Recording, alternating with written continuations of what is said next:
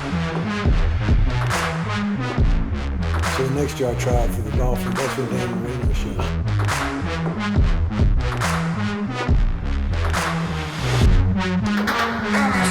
Hey, it's Aaron Murray and Carson Beck, and we want to thank D1 for having us here to shoot our show today. D1 brings college training to anyone of all ages, 7 and up. So if you're in Athens, Georgia, come on by, get strong, get healthy. And once again, D1, thank you for having us this evening. Hey, what's going on? Aaron Murray here, and we have a sit-down, exclusive sit-down with Carson Beck, the starting quarterback for the University of Georgia, as we get ready for the Ole Miss game, 7 o'clock in between the hedges in Sanford Stadium. What's up, brother? Nice seeing you. The pink looks great on you. Thank you. Real men wear pink. That is true. They do. You look good. They look good. It's senior night. Are you going to be running out giving Kirby a hug? Any last game between the hedges? No, any idea? I will not be out on the field. You'll not be on the field at all. I think they walk before the game, right? That's what happens on senior night. I don't know if it's changed since I did. It was one of the. I don't know. I think it's before the game, but yeah, no, I won't be out there. No. Okay. Nice. What does this senior class mean to you? I mean, it's essentially my class. I mean, obviously I redshirted, but obviously guys that are a year older than me, and then my grade is what we would consider seniors. Yeah. So just coming in with these guys and really, I mean, we've gone through everything together. That initial getting in, winter workouts, summer workouts, obviously 4 or 3.5 seasons at this point together. We've all bonded and we have a really special connection, so they mean a lot to me. It's a lot of wins, a lot of championships. Yeah. I feel like every year is going to be like, this class now has the most wins in Georgia history, so I'm waiting to hear that at some point at the end of this season. One thing that amazes me when I watch you, and Kirby told all of us this offseason, is you I don't know if it's not you don't feel the pressure, but you never, the blood pulse never really goes up and down. You're pretty even kill. Stetson was emotional. I feel like I got too emotional at times. You don't. How do you handle that? Do you just show it well? I definitely think it's something that I've worked on to an extent.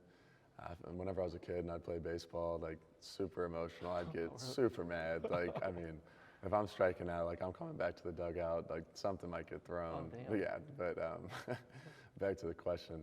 Obviously, it's something that I've worked at my whole entire life, and up to this point, like when you are in those big pressure like moments and situations, you almost just got to bring everything back to reality and just realize all I'm doing is throwing a football and just trying to get a first down. So just see receiver, hit receiver. Exactly.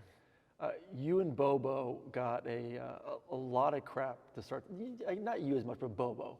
But people love to give Bobo crap. Just plain so like people gave Bobo crap when I was there. I felt like when Bobo got hired, it was like, oh, we got Bobo back again. And I mean, that's probably 10% of the fans. But there was a lot of talk about the offense, and there was some talk about, Carson just all he does is check the ball down. Was there a moment during that? And I love the offense, just to be honest. Like Bobo and I had plenty of conversations, like these people have no idea what they're talking about. And it's the minority. But was there a bonding moment with you two as you kind of worked out the identity of this offense early on? I mean, I guess I feel like our relationship is ever growing, Obviously he was on staff last year, but we didn't spend too much time together. But ever since, he was named the offensive coordinator, since that time, like our relationship has continued to grow and grow. And I mean, you hear those things, you see those things, and like obviously it's just motivation for, I mean, I can speak personally, but I'm sure it's motivation for him as well. And I know he works his tail off to, have a great plan each and every week, and I have full confidence in him. I mean, you look down at the stats, and you guys are, I think until about 2 weeks ago, leading the SEC in total passing yards per game. You're one of the most efficient quarterbacks in the country. Do you just kind of chuckle at that point when you hear certain things, or you talk about the motivation? Like, what does that want to make you do during the week leading up to the games? Yeah, I mean, each week I'm trying to be better than the last, obviously, and the biggest thing for me that I try to do the most is just constantly competing against myself. Like, because if I can be better than myself each and every day than I was the last day, if that makes sense, then, I mean, the sky's the limit. Yeah. What's the relationship now? You talk about increasing with Bobo, but in the sense of the playbook and game planning. How much has he kind of said, like, I feel like it might have been after the Auburn game, a more trust is like this is Carson's team, this is Carson's offense. Did you see a change in maybe your input on the day-to-day and the game plan in general? I think I've always had like input Yeah. per se.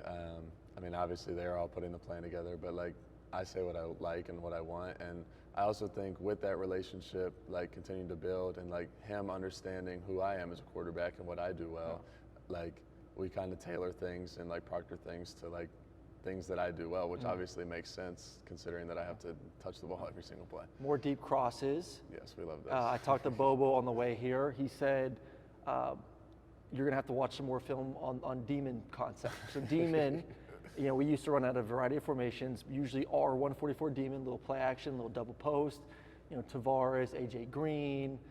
We were probably one of the best post teams in America. Yeah. He's going to take it out of the playbook. What do we got to say about that? Can we keep it in? I don't think we should take it out of the playbook yet. We just need some more practice at it. We'll get back on the practice field and run the routes, and we'll figure it out. Yeah, you'll be fine. So, I mean, you hit Ladd on a little post last week. Mm-hmm. Yeah, that was nice. You'll get there. It wasn't demon. Just go watch a little 2010, 2012. Get a couple post routes. The ancient film. The ancient film. We're like under center. There's a fullback. You kind of play action, a run play that we never run. Whatever. It's out there. I want to go back to some of the key moments this season. First one was Auburn, your first road game. I know you've been obviously on the road, you know, but in a backup role.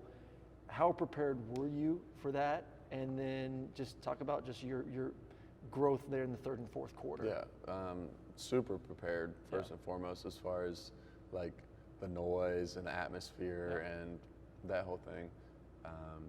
Kirby did a great job at like simulating sound noise, and I'm pretty sure we blew one of our speakers. Like, is how loud like we were simulating the sound noise or the noise from the crowd. But like that third and fourth quarter, you know, obviously we didn't have the best first half. I missed a couple throws, and we came out in that second half, and it felt like nothing could like go wrong. You know, we dominated. Obviously, Bowers had a huge game, and they kept leaving him open, so I kept throwing him the ball. But I don't know. That was definitely a huge confidence boost for me coming out of that game, and it felt good to win. Like go in on the road, like in a hostile environment, and play a tough team that you know actually played really well against us, and to come out of there with a win was definitely a huge confidence boost. You've been on the road in almost every SEC stadium during your time, a majority of them. I mean, Auburn is it's a weird place. Yes. It is, the energy in there is a little bit different. It is loud. Where would you kind of rank them of away environments? Well, I mean, that's like the only one that I've actually played in that I would consider. It's like experience, one of the like louder been ones. there, like feel the energy in the stadium. Yeah, I mean, I'd put them at the top because I was in the game playing. But like, I know that Tennessee was super loud whenever we went there. What was it? 2 years ago, I guess. You'll be there in a week. Yeah, I will be. But even South Carolina gets pretty loud. You know, they get loud too. But definitely Auburn was South crazy. Carolina, I feel to me, was always like a fun energy. Yeah, super fun. Because like when Sandstrom's going, like I'm getting pumped. Yeah, but like when go Auburn silent. fans are This going, is you're pretty like, cool. yeah. Yeah, when Auburn fans are going, it's like, oh You're my like, gosh. damn, we're in trouble here. Next big moment was when Brock went down. I love when people are like, oh, all he does is utilize Brock. I'm like, if it's the best damn player in the country, why would you not throw to number 19? Like you said, if you're going to leave him open, like go at him. But it was a moment where I think a lot of people are like, okay, this is now Carson's time to kind of do what he needs to do without knowing that number 19 is going to bail the offense out at some point. It came at the right time during the bye week. What was your mentality during the bye week of knowing that, hey, I don't got 19?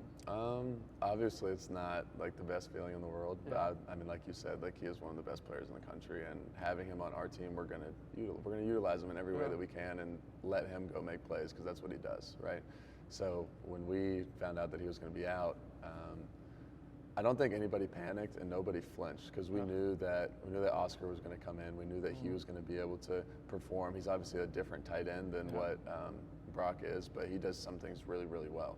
And we had confidence in him, and we knew that the rest of the wide receiver group, even the running backs, the O-line, like we're all just going to have to step it up just a few percentage points and to kind of cover up for that loss. And I mean, I'd say that we did that pretty well. Is he kind of moving around a little bit better? Yeah, he's been moving around. Yeah. I hope that he's back as soon as possible. I think most Charger fans I'd love to see him are on the hoping the same field. thing too. Well, leading up to that Florida game, I was asked a lot just because of both of us being from the state of Florida, and it was always an emotional game for me. Like my parents would get a lot of crap heading into the game. They still lived in Tampa. Yeah. I had friends at Florida text me all week. I had friends at Florida State text me all week. Like it was for me a lot of pressure heading into that game. Didn't always perform my best, and that was one of the moments I was like, how is Carson going to handle being back home in this game, in this rivalry? And it was like, once you said like any other game, you're just throwing the football. How was it like that all week, or did that feel a little bit different for you? It didn't really hit me until the game started. Not started, but like when we ran out on the field, like right before like the kickoff's about to happen, not like during warm-ups or anything, but like it all like hit me like all at once. It was like I definitely am not like emotional at all when it comes to football, but like that was definitely the most like emotional moment like that I've had in football, because it was very full circle, like just like looking around the stadium and being like, wow, like this is like where I grew up. Like I came to like games here, whether it was a Georgia-Florida game, whether it was like a Jags game, like, but like actually having the opportunity to like finally play in that stadium, and it all just kind of hit me at once, which was a super cool feeling.